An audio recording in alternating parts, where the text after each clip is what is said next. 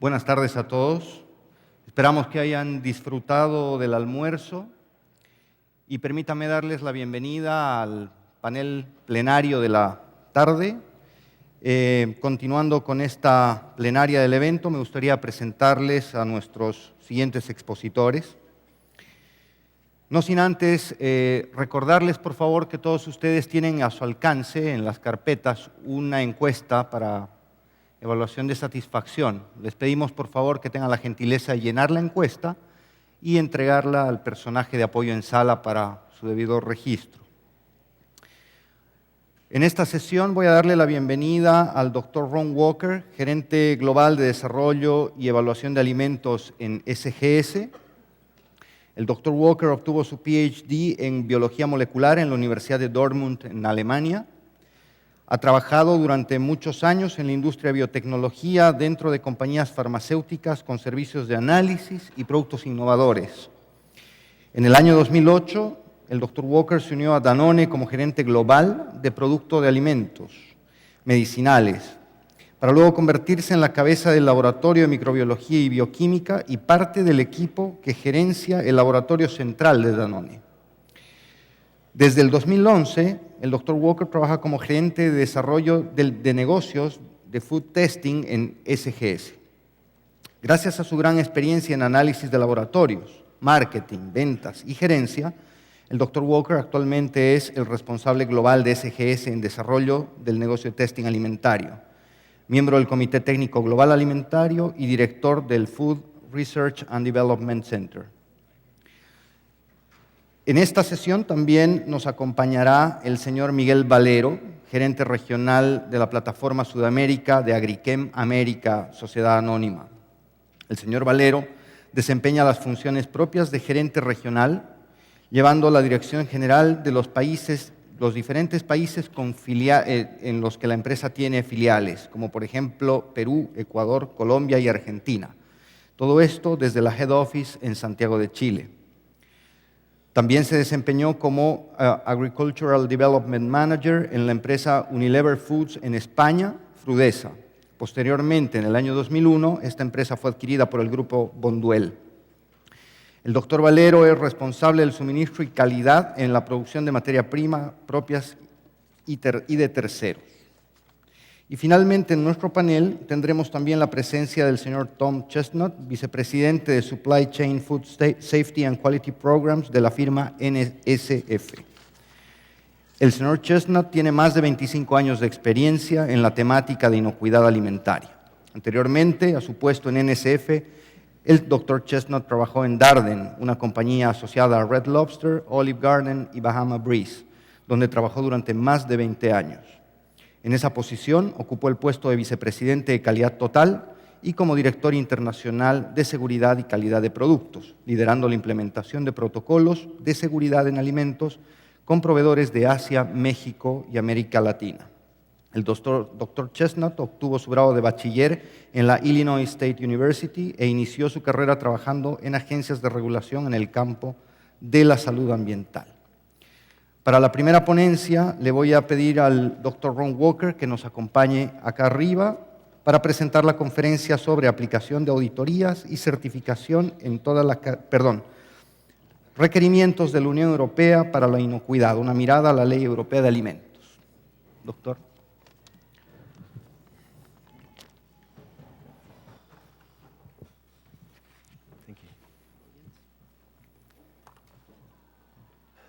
Good afternoon, ladies and gentlemen, or from my perspective, as a German, I have to say good evening. And first I would like to thank the organizers for the opportunity to present here today. The topic of my presentation is the European Union requirements towards food safety. And if we have a look on the scope of my presentation, I will first give you an overview of the European Union as a single market. I will give you some background information for the reasons why the European food law is as it currently is. And last but not least, I will give you an overview of the main pillars of the European food law. However, you will recognize within 25 minutes it will be a not very detailed overview. but my goal for today would be to give you an idea how the European food law is set up, and to give you some reasonable information to find out the details by yourself. So first have a look on the European Union. It's a large community, including 27 member states. We have 500 million inhabitants, and with this it's the third largest population after China and India. We also have a shared currency with 17 member states which use the euro, and also it's a large geographical area with the seventh surface after Russia, Canada, China, US, Brazil, and Australia. From one perspective, we can say the EU is really a success story. So we have 60 years of peace and shared values, and for this, just recently, the European Union wins the Nobel Peace Prize just some weeks ago. We have a single market with, as I mentioned, 500 million citizens. It's an area with economic stability, so with 70% of the trade within the European Union, and also with harmonized rules and standards. But that's only one point. On the other hand, it's also a nightmare. So you see 27 countries with 23 official languages and numerous unofficial languages. There are diverse traditions, expectations, and economies, and hundreds of thousands of food businesses. And with this, it's by far the biggest importer and exporter of food worldwide. And as you can expect, this goes hand in hand with a lot of risks, which has to be managed. Some of these risks are mentioned here in this slide. So, of course, we have the contagious animal and plant diseases, like swine fever, which has a big economical impact. We have the well-known zoonoses, which you of course also know from the newspapers and press releases, the names like Salmonella, Listeria, or the verotoxin-producing E. coli. We have a lot of issues with general hygiene, which is normally indicated with Enterobacteriaceae or presence of histamine. There's a huge amount of contaminants, including antibiotics, pesticides, mycotoxins, heavy metal, dioxins, and a lot more. And last but not least, there's a raising discussion regarding fraud and authenticity of food products, also including traceability. And just to show that this is not just a theoretical investigation, I had a look on the notification basis of the European Union, what kind of notifications we could found for this region, for Latin America. So these are the 2012 year-to-date numbers. So you see, we already had 70 notifications for Brazil, mainly dealing with clopidogrel, which is a veterinary drug, and Salmonella in chicken products. In Argentina, nearly 40 notifications regarding the main findings, aflatoxins, E. coli in beef products. In Chile and Peru, several notifications, mainly dealing with poor temperature control. So you see, all the topics which were mentioned as possible risks can be found in the market. And believe me, with this, Latin America is by far not the number one for the notifications. So we will have a closer look on this later. So the question arises within the European Union how these risks can be managed. And especially after the BSE crisis in the 90s, where a lot of consumer trust were gone and a lot of concerns were rising, the idea came up to set up a new structure of the European food law. So the main ideas were to harmonize the legal framework, to have an efficient risk management, a transparency, information exchange, and all this should be based on constant scrutiny at all levels.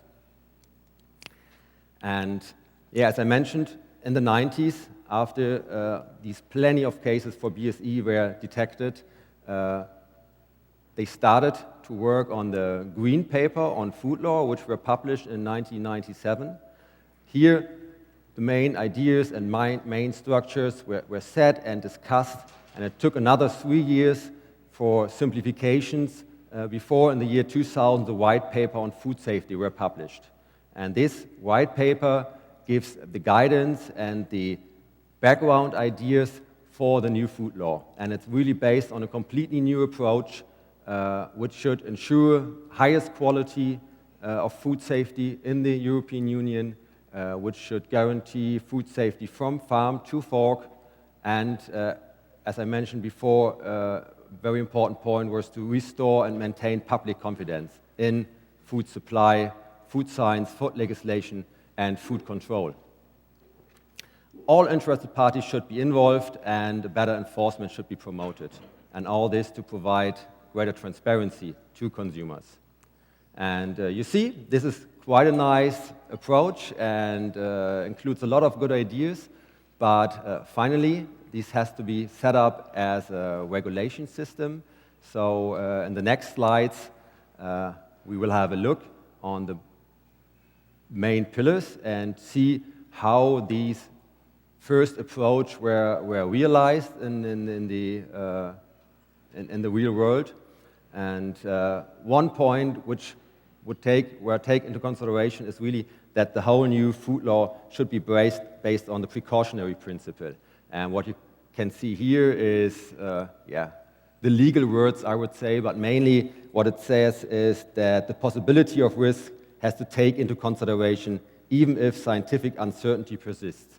Or as Tony Blair at his time in the UK said, it's the better safe than sorry principle.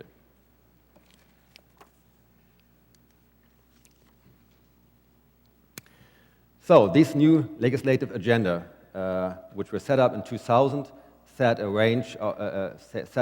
some general points which has to be brought into reality. So it's the general principles of the food law should be set. A new legal framework for animal feed has to be set up. A coordinated approach towards hygiene should be generated. A complete and updated sectoral legislation. Development of legislation on controls, the modernization of the labeling positions, and also better consideration of nutritional aspects.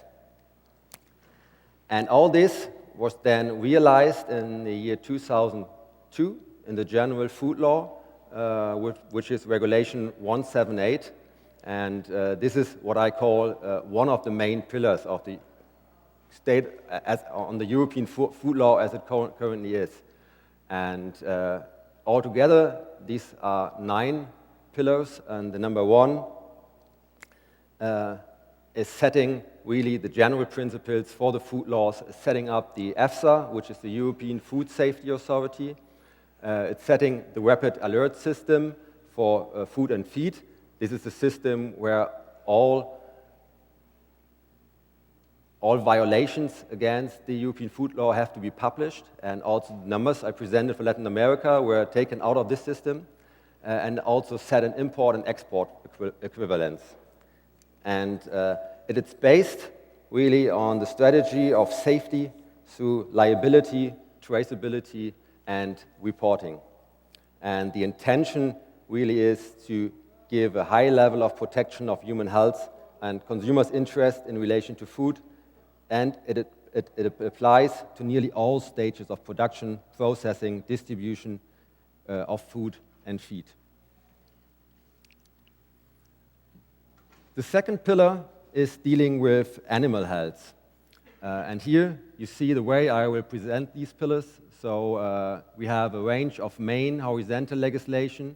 We also have some specific rules and some implementing rules. So for animal health, for example, we have the main legislation on live animals, identification, products of animal origin, and animal welfare. And here, the specific rules, which is shown here as one example, it's for animal diseases like avian influenza, where we had a huge topic some years ago.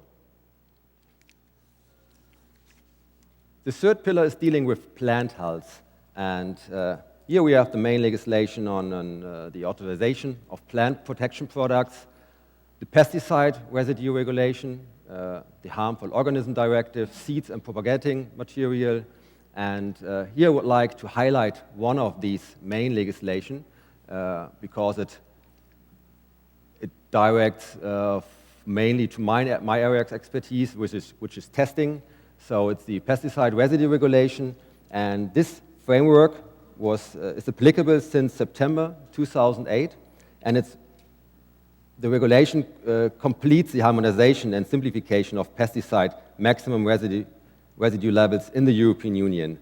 And with this new rule, for the first time, maximum residue levels undergo a common EU assessment. So this is a regulation which applies for all over the EU, and for all over this big area we have the same maximum levels for pesticides. Also this regulation, or you can have a look on this regulation via a database, so you can have a look based on your kind of product, what kind of pesticides are relevant and what are the maximum limits. The first pillar is dealing with zoonoses. And here we have the main legislation on control of Salmonella and other zoonotic agents, and the bovine spongiform encephalitis, BSE, with implementing rules on Salmonella control programs in breeding flocks and for laying hens. Here I would like to highlight the control of Salmonella and other zoonotic agents.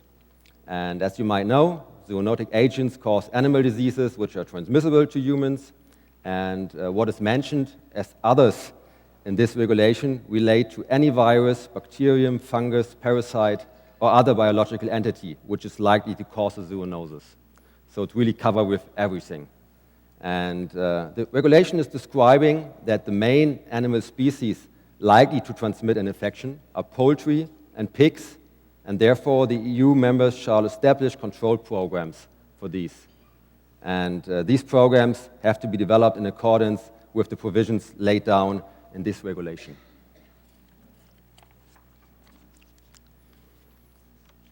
The fifth pillar is quite an important one, as it deals with hygiene, and main legislation here is the general hygiene for all food and feed regulation, hygiene for products of animal origin regulation, and the inspection and control practice regulation.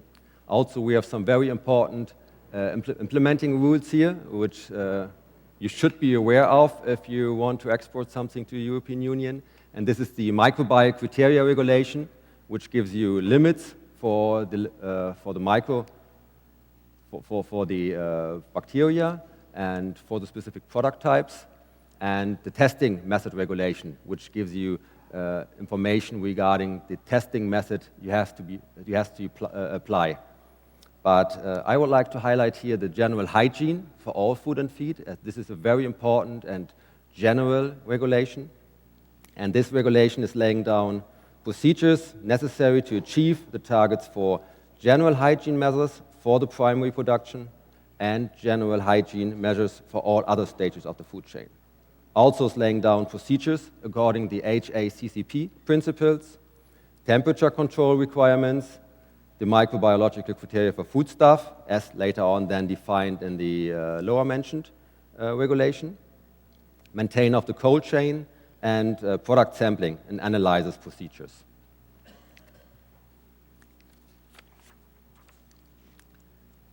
Next pillar is dealing with contaminants. And this is quite an important one and also quite an interesting one. The main legislation is on contaminants in food, veterinary drugs, and the hormone ban. And my highlight here will be the contaminants in food. And the main rules in this regulation are that products containing contaminants exceeding the maximum levels should not be placed on the market, and mixing of such a product with other food or its use as an ingredient in other food is prohibited. And again, here we have a regulation defining the maximum levels for certain contaminants in foodstuff, which is Regulation 1881 from 2006.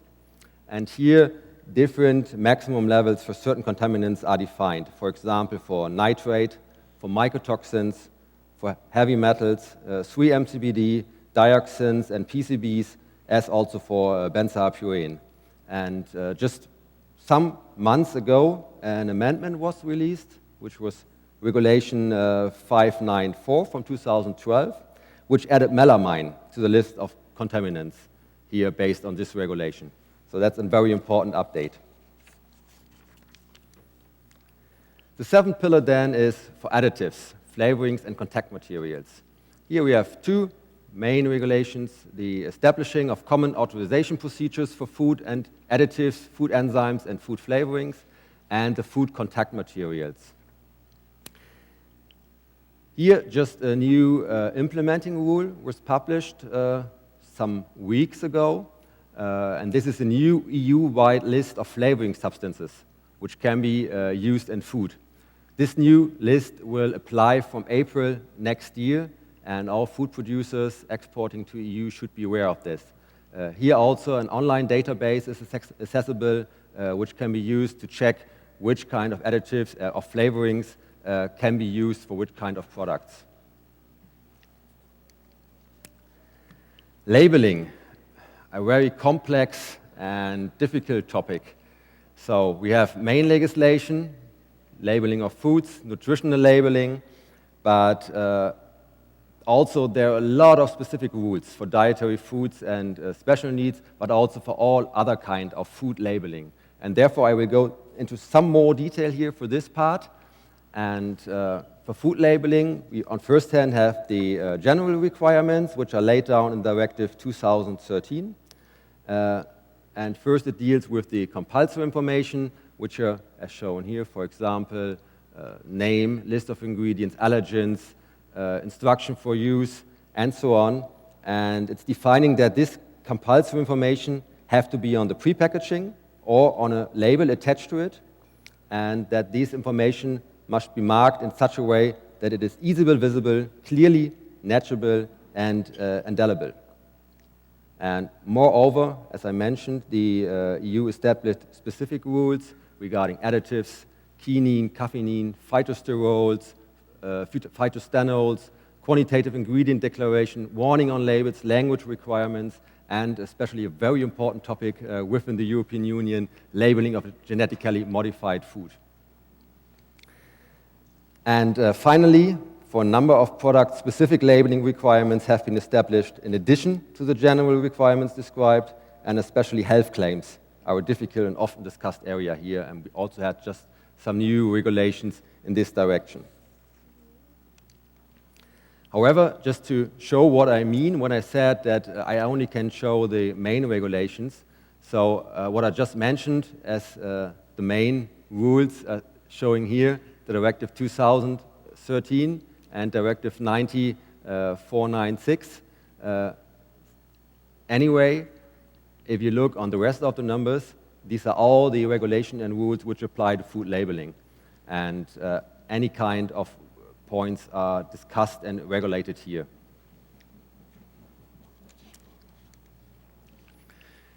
Last but not least, it's not a stable system, so we have amendments and changes all the time. So just to let you know, the two main directives which I just show were just updated with a proposed regulation which combines both into one legislation. And these new rules then will apply from December 2014, with some parts applying from December 2016. And it's just to give you an idea of where the changes are. So it will deal with new points regarding nutrition information, origin labeling, highlighting of allergens, better legibility, and especially also important point, requirements how to give information on allergens on products which are, for example, sold in bakeries where you have no packaging.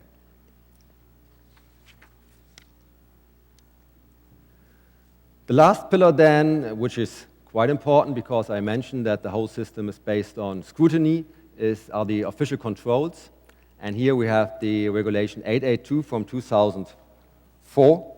And this deals with hygiene audits, taking samples, tests, inspections, and so on. And it's a very important pillar. As I just mentioned, the system is based on scrutiny. And also, this is for me a very good point to close the circle, because the platform for communication of violation found in the official controls is the Rapid Alert System for Food and Feed. And this was set up based on the General Food Law, which again was pillar number 1. And yeah, just to stop with some numbers to give you an idea of what are the main concerns. So as you can see here, the RASFF, on the right on the picture, you see the notification basis in the last 4 years, and around about 50% of the notifications are based on border controls. Another 35% is based on market controls. And having a look on the top 10 numbers of notifications in 2011, I was surprised to learn that 6 of the top 10s are dealing with aflatoxins, and this in all kinds of products, feed materials, fruit and vegetables, nuts, herbs and spices. And here we had up to 80 notifications just for aflatoxins in feed materials coming from India. So this is quite a useful information source. So this system can be entered by everybody. So you can have a look, what are the main concerns and which kind of products. So I would like to summarize my presentation. So we can say that the EU food law defining rules for all member states to set up a credible inspection and control system, for all food and feed to build a system based on liability, traceability, and reporting, based on a general hygiene rules and HACCP-based self-controls, notifications, and risk-based controls. And special rules for high-risk foods are specific hygiene rules and pre-market authorization and inspection. And with my conclusion, we can say market access conditions for the European Union are maybe complex and not easy to meet, but finally, with one negotiation, you have a market of 500 million. We have fully harmonized import conditions for all food and feed in line with international standards. There is no discrimination. There's an import and export equivalence, and transparent rules, aids, and for capacity building. So, and yeah, my acknowledgements are going to the resources for this information you can find in this presentation, and this is the European Commission websites, and I would like you to have a look. You can find all the regulations available there as PDF in different languages. Also, European Health and Consumer Protection Directorate General, USDA Foreign Agricultural Service, and SGS Safeguards. And please accept my disclaimer, which is more or less saying if you want to have specific numbers on the rules, please have a look on the European Commission websites to have always a look on the up-to-date versions of the regulations. And with this, I would like to close. Thank you for your attention.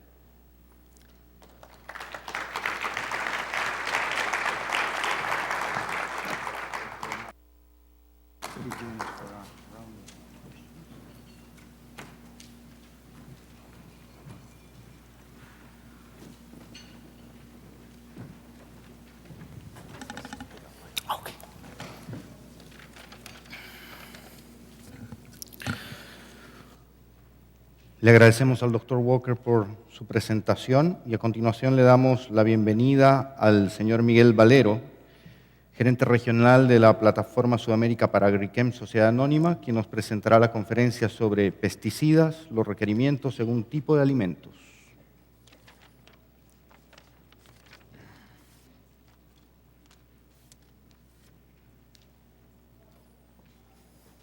Dr. Valero, bienvenido. Por favor. Buenas tardes a todos. Primeramente quería agradecer la invitación que hemos tenido por parte de Fundación Perú, así como mismo también dar la enhorabuena por la excelente organización de este fórum sobre inocuidad alimentaria. Hemos visto ahora una presentación de bagaje amplio en el que estamos sujetos y sometidos al respecto a la legislación europea básicamente, pero voy a centrarme principalmente en este momento en acotar un poquito todo lo que son temas relacionados con inocuidad alimentaria y la parte que tiene que ver con fitosanitarios. Cabe hablar, sin duda, inicialmente, de hacer una breve introducción a todo lo que son connotaciones que tienen que ver con la inocuidad alimentaria, para después entrar más de lleno en todo lo que tiene que ver con puramente los aspectos relacionados con degradación de fitosanitarios, algunas pinceladas sobre legislación y, finalmente, alguna serie de recomendaciones y lo que tiene que ver con la dificultad, en muchos casos, que conlleva el tener un exhaustivo control riguroso sobre los residuos que, en muchos casos, podemos encontrar en frutas y hortalizas. Sin duda, el escenario actual ha ido cambiando con el paso del tiempo, es decir, cada día tenemos más actores en la cadena de producción, de suministro, estamos sujetos a una legislación cada día más amplia, más exigente, más restrictiva. Asimismo, la población mundial cada día demanda más alimentos, por supuesto, cada día con mayores exigencias en lo que es salubridad, en lo que es contenidos a nivel nutricional. Tenemos consumidores cada día también que están más informados, que quieren estar más conocedores de todo lo que tiene que ver con la calidad y seguridad alimentaria de los alimentos. Tenemos actores que están a lo largo de la cadena que meten, sin duda, un poquito más de complejidad. Es decir, hace años el producir y exportar era quizá un poquito más fácil que hoy día, ¿no? Como ustedes sabrán. El control de insumos hoy día es un aspecto clave para garantizar productos finalmente seguros e inocuos. Después, igualmente, tenemos actores intermedios, certificadoras, laboratorios, brokers, comercializadoras y, finalmente, está Su Majestad el Consumidor, ¿no? Entonces, tenemos la obligación de ofrecer cada día alimentos que sean más saludables, más nutritivos, por supuesto, con toda la trazabilidad perfectamente garantizada, para, así como digo, llegar al consumidor tratando de darle la mayor satisfacción posible. Al final, de lo que se trata es de hacer una agricultura que sea sustentable, que sea cada día más eficiente y que permita obtener alimentos seguros e inocuos, principalmente. Cabe hacerse algunas preguntas al respecto de inocuidad alimentaria antes de empezar más de lleno con la parte de fitosanitarios. Ya en el año 1994, por ejemplo, la Agencia de Seguridad Alimentaria británica apuntaba que en torno al 30% de las muertes que se producen por cáncer tienen que ver con el tipo de dieta al que estamos sujetos, es decir, presencia de diferentes tipos de grasas, presencia de colesterol, presencia de algunos aditivos. Asimismo, es decir, dentro de esas principales causas de muerte a nivel mundial, cabeza, corazón, cartera, cáncer, es decir, la dieta juega un papel muy importante. Es decir, si han leído la nueva ley de seguridad alimentaria norteamericana, saben que empieza diciendo de que 1 de cada 6 hospitalizaciones que se producen tienen que ver con una ingesta de alimentos en mal estado o por problemas que hay con alimentos que tenían contaminantes o que venían con microbiología, digamos, intrínsecamente y en consecuencia eran potencialmente no inocuos, ¿no? De esas 120.000 hospitalizaciones que podría haber debido al consumo de alimentos en mal estado, 3.000 casos acaban siendo de fallecimiento. Es decir, que el tema del consumo de alimentos, el tema de la seguridad alimentaria, la inocuidad alimentaria, ocupa un papel muy importante dentro de nuestra sociedad. Es más, podríamos apuntar, el año pasado en Estados Unidos simplemente hubo 540 muertes debido a salmonela. Es decir, es un tema ciertamente serio, ¿no? Los consumidores, sin duda, cada día demandan más información, requieren estar más informados. Son consumidores que, quieren acceder cada día a mayor número de alimentos, además que tenemos que tener casi a lo largo de todo el año en cualquier país del mundo, viajando mucho, evidentemente. Cada día la población mundial también se mueve mucho más, se interacciona mucho más. Igualmente ocurre con todo lo que es el tránsito de alimentos a nivel mundial, ¿no? Entonces, la cadena de suministro cada día sin duda se complica más, como apuntaba antes. Tenemos más actores, hay un escenario un poquito más complejo y todo esto viene, pues, digamos, a estresar al mundo de la producción. Al final, por el camino, como decía, laboratorios, certificadoras, logos, reconocimientos, legislación más restrictiva. Llega un momento en que es necesario también empezar a poner orden, ¿no? Garantizar esa inocuidad, tener una trazabilidad perfectamente establecida para poder tener o poner a disposición del consumidor alimentos nutritivos seguros y trazables, ¿no? Por supuesto, sujetos, sí o sí, de una forma, como digo, es el riesgo propio e implícito a la propia producción, que sean exentos de contaminantes o en la medida de esos contaminantes controlados. Hablamos de contaminantes del tipo orgánico, contaminantes del tipo microbiológico, contaminantes del tipo inorgánico. Hablamos de plaguicidas, PCBs, HAPs, metales pesados. Hablamos también de aditivos, nitratos, nitritos, sulfatos. Entonces, ciertamente, como digo, hay mayor control. Ese mayor control por parte de la Administración, por parte de quien está al final de la cadena, con el fin de garantizar esa inocuidad al consumidor, véase, por ejemplo, grandes cadenas de distribución, exige que tengamos que tener implantado en nuestros sistemas productivos un control que sea muy riguroso, muy exhaustivo y muy infalible, ¿no? Que permita garantizar que esos alimentos que llegan al consumidor sean, como digo, mínimamente nutritivos, seguros y trazables. Si entramos ya a hablar de la parte de fitosanitarios, es decir, esto podría ser lo que ocurre cuando nosotros ponemos una sustancia química en el medio ambiente. Es decir, hay procesos de volatilización, lixiviación, parte puede entrar en la cadena trófica, hay problemas, hay degradaciones por fotosensibilidad, termoinestabilidad de algunas sustancias. Entonces, todo esto conlleva que en muchos casos podamos tener residuos de una forma descontrolada, al margen de lo que son aplicaciones de fitosanitarios propiamente para el control de plagas o enfermedades en campo, ¿no? Es decir, partamos del principio diciendo que los fitosanitarios son necesarios para las plantas, igual que los fármacos o los medicamentos son necesarios para las personas. Entonces, hay que hacer y realizar un buen control al respecto de cómo se manejan estos fitosanitarios. Ya la Administración, las leyes se encargan de regular adecuadamente el registro, la puesta en marcha y en uso de estas sustancias químicas. Si bien es cierto, después hay una gran parte que sin duda repercute y supone un riesgo para lo que es el ámbito productivo, es decir, que esos residuos puedan llegar finalmente al consumidor. Al final se producen en ese escenario que veíamos, en un entorno natural, ¿no? Procesos que conllevan a la degradación de los fitosanitarios, bien por causas mecánicas, causas físicas, bien por efectos de la temperatura, bien por efectos de una lluvia, propio crecimiento de la planta. Es decir, eso es lo que va haciendo que las aplicaciones de fitosanitarios que hacemos en campo, poquito a poco se vayan, ¿no?, degradando. Hay unas causas intrínsecas a la propia sustancia activa.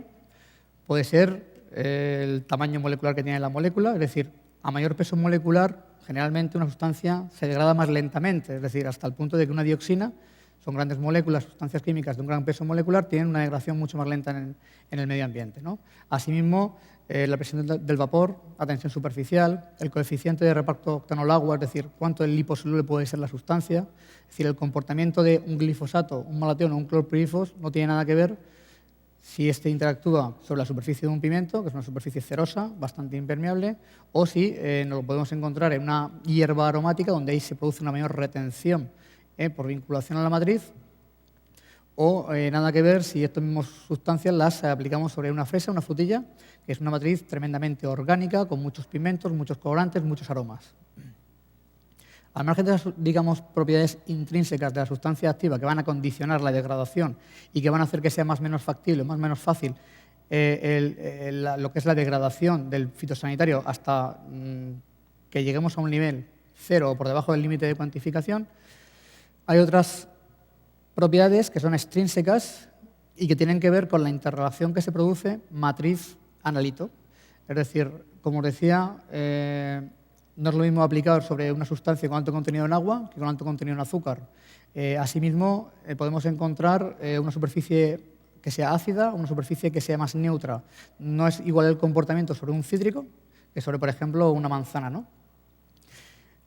El propio crecimiento de la planta tiene también ese metabolismo, ayuda también en la degradación propiamente. También nos encontramos que, bueno, las condiciones edafoclimáticas sin duda son el principal componente de la degradación, viniendo a explicar en muchos casos entre el 80 y el 90% de la degradación como está ocurriendo. Podríamos seguir. Igualmente, en algunas matrices se producen procesos de absorción celular que hacen que se retenga la molécula. Ejemplos clásicos podrían ser tipo anilinas del tipo procimidona y prodiona, que quedan retenidas en lo que son los ácidos grasos de las membranas celulares, ¿no? Y la degradación se ralentiza tremendamente. Cada día, además de lo que es tener más controlado y con un mayor nivel de exigencia nuestra buena práctica en campo, es decir, también hay más rigurosidad y mucho mayor control en lo que es el registro de fitosanitarios.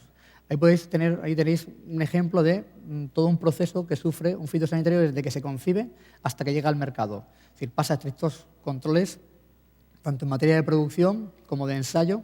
Los ensayos cada día son más complicados, más completos, es decir, no basta con ver las propiedades físico-químicas, sino hacer estudios de toxicología, ecotoxicología, efectos sobre dafnias, sobre aves, sobre pájaros, sobre peces. Asimismo, ensayos de campo y, finalmente, la autorización. Este proceso, hoy día, a nivel de Unión Europea, transcurren aproximadamente entre 10 a 14 años para registrar una sustancia y la empresa química se gasta el orden de 200 millones de euros, con lo cual es un proceso largo, complejo y caro, ¿no? Sí, pero finalmente llegan los fitosanitarios a disposición del sector productor, se genera una cantidad de información bárbara en todos esos estudios, es decir, ahí veis, eso es una fotografía en la puerta de BASF en Alemania, entonces veis la cantidad de documentación que hace falta para corroborar que realmente el producto puede circular libremente en este momento en el marco legislativo de la Unión Europea. Si entráramos a ver ese comportamiento ya en campo, una vez que los fitosanitarios adecuadamente han sido registrados bajo los principios de las BPL, buenas prácticas de laboratorio, GLP, finalmente, como digo, han pasado todo lo que son los controles, todos los ensayos han sido superados, todas las pruebas que tienen que ver con carcinogénesis, mutagénesis, etc. Es decir, y empiezan a ser, como digo, a entrar en la circulación y a entrar en lo que es el sector productor. A partir de ahí, bueno, hay que tener muy en cuenta, para minimizar el riesgo de que lleguemos con residuos finalmente a las frutas y hortalizas, hay que estudiar muy bien su comportamiento y su degradación. Entonces, se hacen aproximaciones matemáticas en muchos casos, con regresiones que no suelen pasar más allá del 0,88, 0,90. Y después, bueno, acudimos a diferentes tipos de comportamientos según también el tipo de aplicación. Es decir, podemos tener modelos exponenciales, podemos tener modelos gaussianos. En general, una aplicación foliar tiene inicialmente el producto una, digamos, fase de permanencia sobre el haz de la hoja o la fruta. Finalmente hay una degradación previamente y finalmente un estado, digamos, de persistencia, ¿no? Entonces es importante tener controlado y conocer perfectamente estos modelos con el fin de minimizar y el poder poner fruta, minimizar riesgos y el poder poner fruta o hortalizas, como digo, en el mercado, pues que cumpla la legislación o que, digamos, no nos dé sorpresas en los mercados de destino. Ahí tenéis algunos ejemplos, ¿no? O sea, no siempre encontramos modelos que puedan ser exponenciales, sino en muchos casos, por ejemplo, en aplicaciones de agua de riego encontramos modelos que son tipo una campana, ¿no? Donde el residuo se va manifestando con el paso de los días y después, finalmente, esa degradación, bueno, se ralentiza y tiene una permanencia, una residualidad mucho más larga. Igualmente, también ahí encontramos algunos plaguicidas que incluso se aplican y no tienen residuos desde el momento cero, es decir, no se llega a encontrar. Por lo que comentábamos anteriormente, los temas de presión de vapor, tensión superficial, pueden estar haciendo de que tenga un buen efecto de choque el producto, se aplica sobre la superficie de la hoja y el fruto, este se evapora, es decir, ha hecho nada más que un efecto de choque contra la plaga, contra la que está atacando, pero finalmente no encontramos el residuo, ¿no? O sea, habría muchos ejemplos.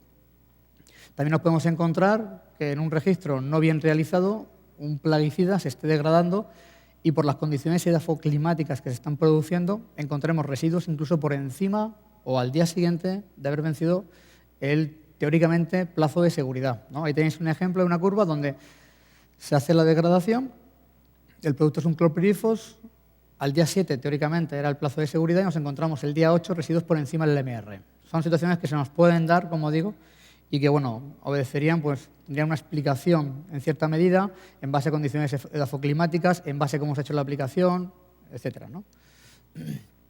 Asimismo, un mismo plaguicida, esto es un ejemplo del metilclorpirifos, cómo puede comportarse sobre incluso una misma matriz. Veis que hay muchas diferencias, sobre todo en los primeros días de la degradación. Entonces, ahí tenemos un ejemplo realizado en 6 parcelas de cítricos, ¿no? Entonces, vemos degradaciones diferentes. Aquí tenemos otro ejemplo también sobre pimiento con diferentes plaguicidas, ¿no? O sea, ahí podemos ver la diferente, digamos, degradación y persistencia que tiene cada uno de ellos, lo cual también nos tiene que estar haciendo pensar que el cumplimiento del MR va a estar sujeto al caso más desfavorable. Es decir, si hacemos una aplicación con 2 o 3 productos y el LMR el estar por debajo del LMR se alcanza con el producto X en el día 15, hay que esperar ahí, aunque hayamos aplicado productos que tengan residualidad menor o plazos de seguridad más bajos. Muy importante el conocer, el establecer, el predefinir previamente para hacer una buena práctica agrícola los ensayos de campo adecuadamente, porque, como digo, va a ser parte del éxito que vamos a tener en destino, ¿no? Entonces, siempre se aconseja que, aún leyendo la etiqueta del producto, conociendo el producto, siendo de su comportamiento, teniendo ya indicios de que realmente degrada bien, es conveniente realizar algunas prácticas o algunos ensayos en campo que nos puedan, digamos, garantizar que cuando hemos respetado el plazo de seguridad estamos con un nivel de residuos por debajo del MR, ¿no? Asimismo, después también está la duda de cuánto analizar, qué analizar, cómo analizar, ¿eh? O sea, dirigidos un poquito al sector productor y con el fin de garantizar esa inocuidad alimentaria que vamos buscando. Es decir, son cuestiones, bueno, que no son relevantes, pero ciertamente importantes conocer o hacer bien, ¿no? Cuando las muestras llegan al laboratorio, pues nos podemos encontrar que según lo que necesitamos analizar, podamos o debamos aplicar diferentes metodologías, ¿no? O sea, también ha habido una evolución en todo lo que son técnicas analíticas. Cada día se tienen equipos más robustos, más exactos, más precisos. Conseguimos determinar residuos de plaguicidas a niveles de cuantificación mucho más bajos. Y también por exigencia de la legislación, pues nos vemos obligados a la puesta en marcha de nuevas metodologías o aplicación de técnicas instrumentales para encontrar, pues, nuevas sustancias activas, claramente con una tendencia, pues, digamos, o con un perfil medioambiental mucho más favorable, ¿no? Ahí podríamos ver ejemplos de típicos métodos de extracción para el análisis de residuos fitosanitarios. Como se ve, ahí tenéis 5 ejemplos reales de 5 laboratorios europeos, ¿eh? Entonces, lleva a pensar primeramente que misma muestra en 5 laboratorios diferentes va a dar resultados diferentes, efectivamente, y todos pueden estar siendo bien analizadas. Es decir, no necesariamente tenemos que pensar que uno de ellos es el que mejor lo hace, ¿no? Pero ciertamente es también parte de la necesidad. Cada laboratorio tiene sus técnicas, sus métodos, su instrumental, su personal, y al final, pues, aplica los métodos que más fácilmente o más eficientemente le son favorables a nivel de producción internamente y, como digo, siempre bajo el paraguas de una acreditación que permita, digamos, reconocer que los residuos o las sustancias analizadas se han realizado los análisis con la precisión, exactitud y la rigurosidad necesaria, ¿no? Aquí tenéis alguna estadística, es decir, de hace 2 años, es decir, esto es en uno de nuestros laboratorios, habiendo analizado 13.000 muestras, más o menos, pues veis que hay residuos por encima del MR. O sea, esta es la realidad. Esto es fruta que puede llegar en muchos casos al mercado. Y un 2,5% de las muestras vulneraba la legislación. Con lo cual, en la medida de lo posible, haciendo bien la práctica de producción en campo, podemos evitar estos problemas, ¿no? O sea, 2,5% de muestras con residuos por encima del MR puede ser de entrada mínimamente un 2,5% de rechazos en destino. Con lo cual, después de hacer el esfuerzo de la producción en el país de origen, enviar un contenedor a Estados Unidos o Europa y que nos lo devuelvan, pues la verdad es que tiene un gran coste y un gran desgaste, ¿no? Y bueno, para finalizar, simplemente comentar. Es decir, al final, en resumen, ciertamente la cadena productiva cada día está sujeta a un mayor número de actores, cada día más complejidad, cada día hay más control legislativo, mayor fiscalización por parte de la Administración, por parte de las cadenas de distribución. Tenemos un consumidor cada día más exigente, más conocedor de todos estos temas, más preocupado y más sensibilizado con lo que son los temas de protección del medio ambiente, protección de la salud de las personas. Entonces, como productores y como actores principales de esa cadena de producción, siempre guardar, respetar la buena práctica agrícola, buenas prácticas de higiene en manipulación y empaquing, y después tener sistemas, como decía, robustos de control, donde se garantice siempre una trazabilidad perfecta. Muchas gracias por vuestra atención.